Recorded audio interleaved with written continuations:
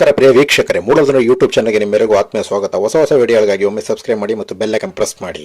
ಚಾಮರಾಜನಗರ ಜಿಲ್ಲೆಯ ಹನೂರು ವಿಧಾನಸಭಾ ಕ್ಷೇತ್ರ, ಹನೂರು ತಾಲೂಕಿನ ಮಲೆ ಮಹದೇಶ್ವರ ಬೆಟ್ಟ ಪಂಚಾಯಿತಿಯಲ್ಲಿ ಇಂಡಿಯನ್ಹತ್ತ ಗ್ರಾಮದಲ್ಲಿ ನಡೆದಂಥ ಮರುಮತದಾನ ಭಾರೀ ಪೊಲೀಸ್ ಬಿಗಿ ಭದ್ರತೆಯೊಂದಿಗೆ ನಡೆಯಿತು.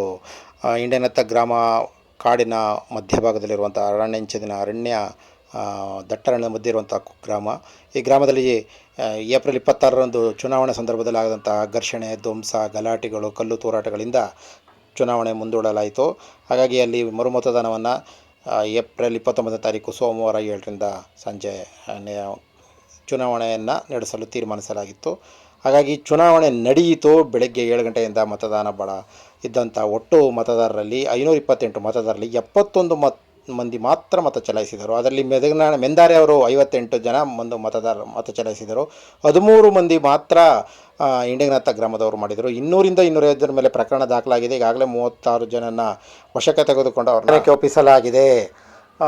32 ಪುರುಷರು 39 ಮಹಿಳೆಯರು ಈ ಮತದಾನದಲ್ಲಿ ಪಾಲ್ಗೊಂಡಿದ್ದರು. ಒಟ್ಟಾರೆ ಭಾರೀ ಪೊಲೀಸ್ ಬಿಗಿ ಭದ್ರತೆ ಇತ್ತು. ತಹಸೀಲ್ದಾರ್ ಗುರುಪ್ರಸಾದ್ ಸೇರಿದಂತೆ, ಅಡಿಷನಲ್ SP ಉದೇಶ್ ಸೇರಿದಂತೆ, DSP ಧರ್ಮೇಂದರ್ ಸೇರಿದಂತೆ ಸರ್ಕಲ್ ಇನ್ಸ್ಪೆಕ್ಟರ್ಗಳು ಮತ್ತು ಭಾರೀ ಪೊಲೀಸ್ ಬಿಗಿಯೊಂದಿಗೆ ಇಲ್ಲಿ ಚುನಾವಣೆ ನೆರವೇರಿತು. ಗ್ರಾಮದ ಸಮಸ್ಯೆ ಬಗ್ಗೆ ಮಹದೇಶ್ವರ ಬೆಟ್ಟ ಪಂಚಾಯಿತಿ ಇಂಡಿಯನ್ಹತ್ತ ಗ್ರಾಮಕ್ಕೆ ನಮಗೆ ಜನ ಬಿಡುವುದು ಬೇಡ. ಹಿಂದೆ 50 ವರ್ಷದ ಹಿಂದೆ ನಾವು ಹೆಂಗಿದ್ವು ಹಂಗೇ ಇರೋವು. ಯಾವ ಸೌಲಭ್ಯ ಮಾಡೋದು ಬೇಡ. ಕರೆಂಟು ರಸ್ತೆ ಕೊಟ್ಟರೆ ಕೊಡ್ದಿಲ್ಲ ಅಂದರೆ ಯಾವುದೋ ಬೇಡ ಅಂದ್ಬಿಟ್ಟು ಇಲ್ಲಿಂದ ಹೋಗೋ ಧರಣಿ ಇಟ್ಟು ಬೆಂಗಳೂರು ಗಂಟ ಅರ್ಜಿ ಕೊಟ್ಟು, ತಹಸೀಲ್ದಾರರು DC ಎಲ್ಲ ಅರ್ಜಿ ಕೊಟ್ಟು, ಪಂಚಾಯತಿಗೆ ಅರ್ಜಿ ಕೊಟ್ಟು, ಧರಣಿ ಇಟ್ಟು ಎಲ್ಲ ಮಾಡಿ ಇದೇ ಮೆಂದರೆ ಗಿರಿಜನರ ಕರೆದು, ನೋಡಪ್ಪ ನಿಮಗೆ ಗಿರಿಜನರು ನೀವು ಓಟ್ ಕೂಡ ಮಾಡ್ಬೋದು. ನಿಮ್ಮಿಂದ ನಮಗೆ ಕರೆಂಟು ರೋಡು ಸೌಲಭ್ಯ ಆಗಬೇಕು. ನಿಮ್ಮಿಂದ ನಮಗೆ ಆಗಬೇಕೇ ಹೊರತು ನಮ್ಮಿಂದ ಏನು ಕರೆಂಟ್ ಸೌಲಭ್ಯ ಆಗಲ್ಲ. ನೀವು ಪುಡ್ತಂಬಡಿ ಇಂಡಿಗ್ನತ್ತ ಮಾತಾಡಿ. ಫಸ್ಟು ನಮಗೆ ಕರೆಂಟ್ ಇಲ್ಲ, ರೋಡ್ ಇಲ್ಲ, ರಸ್ತೆ ಇಲ್ಲ. ಆಮೇಲೆ ಫಾರೆಸ್ಟ್ನವರು ಈ ನಾಗಮಲೆಗೆ ಹೋಗ್ತಕ್ಕಂಥ ಜನಗಳ ತಡೆ ಇಟ್ಟು ಇಲ್ಲಿ ದರ್ಶನಕ್ಕೂ ಬಿಡದೆ ಅದರಿಂದ ನಾವು ಇಲ್ಲಿ ಜೀವನ ಮಾಡ್ತಾಯಿದ್ವಿ. ಮೇನ್ ಕಾರಣ ಅದೇ ಕಾರಣ ಅದೊಂದು ಕಾರಣ ಆಗಿ ಭಕ್ತಾದಿಗಳು ಬಿಟ್ಟಿಲ್ಲ, ಇತ್ತಾಗಿ ಜೀಪು ಬಿಟ್ಟಿಲ್ಲ.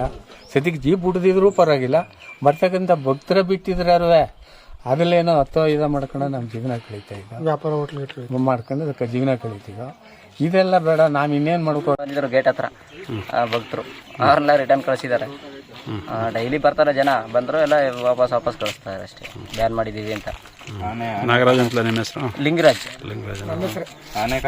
ಏನದು ನೀಡಬೇಕು ಅಂತ ಕೇಳ್ಕೊಂತೀನಿ.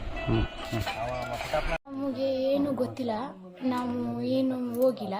ಓಟ್ ಹಾಕ್ಬೇಡಿ, ಮೂಲಭೂತ ಸೌಕರ್ಯ ಇಲ್ಲ ಅಂತ ಓಟ್ ಹಾಕೋಕೆ ನಮ್ಮ ಮನೇಲೇ ಇದ್ವಿ. ಗಲಾಟೆ 10 ದಿನ ಹೋಗಿಲ್ಲ. ನಾವು ಮನೇಲೇ ಇದ್ವಿ, ಗಲಾಟೆ 10 ದಿನ ಹೋಗಿಲ್ಲ. ಎಲ್ಲ ಹೇಳಿದ್ರಲ್ಲ ಮೂಲಭೂತ ಸೌಕರ್ಯ ಇಲ್ಲ, ಓಟ್ ಹಾಕ್ಬೇಡಿ ಅಂತ.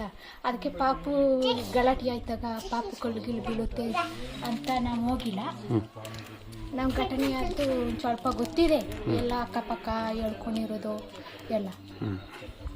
ನೀವು ಓಟ್ ಹಾಕಲ್ವಾ? ಓಟು ಹಾಕೋದ ಬೇಡವಾ ಅಂತ ಕೇಳ್ಬಿಡ್ತೀವಿ.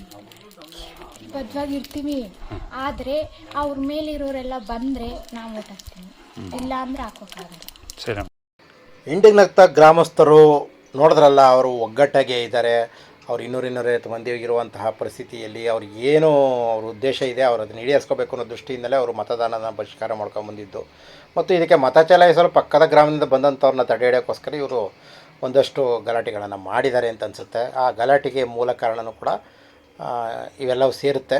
ಒಟ್ಟಾರೆ ಅವರ ಬೇಡಿಕೆ ಈಡೇರಿಲ್ಲ. ಒಂದೆಡೆ ಸಮಸ್ಯೆ ಆಗಿದೆ, ಒಂದೆಡೆ ಪೊಲೀಸ್ ಪ್ರಕರಣಗಳಾಗಿದೆ, ಒಂದಷ್ಟು ಜನ ನ್ಯಾಯಾಂಗ ಬಂಧನಕ್ಕೆ ಹೋಗಿದ್ದಾರೆ. ಚಾಮರಾಜನಗರ ಲೋಕಸಭಾ ಕ್ಷೇತ್ರದಲ್ಲಿ ಇದೊಂದು ದಾಖಲೆ ಬರೆಯುವಂತಹ ಪ್ರಕರಣ.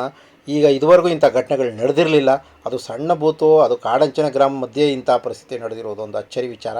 ಹಾಗಾಗಿ ಇವರು ದುಡುಕಿದ್ರು, ತಪ್ಪು ಮಾಡಿದ್ರು ಅಂತ ಅನ್ಸೋದು ಇನ್ನೂ ಹೇಳೋಕ್ಕಾಗ್ತಾಯಿಲ್ಲ. ಒಟ್ಟಾರೆ ಚುನಾವಣೆ ಮರುಮತದ ನಡೆದಿದೆ. ಹಾಗಾಗಿ ಮತ್ತೊಂದು